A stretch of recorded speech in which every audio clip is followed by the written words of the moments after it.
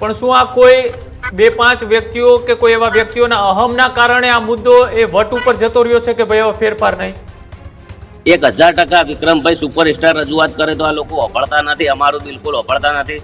સમાજમાં તાત્કાલિક એમને જે બંધારણની અંદર સુધારો કર્યો હતો આટલી બધી મુશ્કેલી ના થોત, પણ સમાજમાં આટલું બધું થોતે નહીં અને એમને 1000% કરવું જ જોઈએ.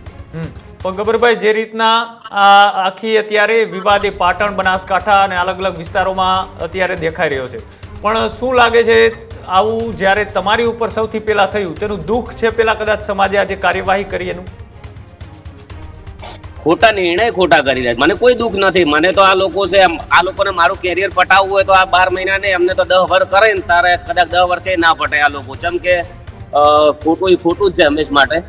અને 12 મહિનાથી તો ચલો કે આજકાલ કરતા જતા રહે, પણ એમને મારા અંદાજે કે એમનો કુદરત કહેતો છે કે એમને હાથી ઊંઘ નહીં આવતી, કેમ કે અમને ખોટું કર્યું છે ને. અને બધા આગેવાનોને ખબર છે, બધા નેતાઓને ખબર છે કે આ કોઈના હાથ ખોટું થઈ રહ્યું, પણ સાહેબ એ લોકોને પોતે ખબર, પણ કોઈ વ્યક્તિ એવું કહેતો નથી કે છોકરું તમારા હાથ ખોટું થયું છે.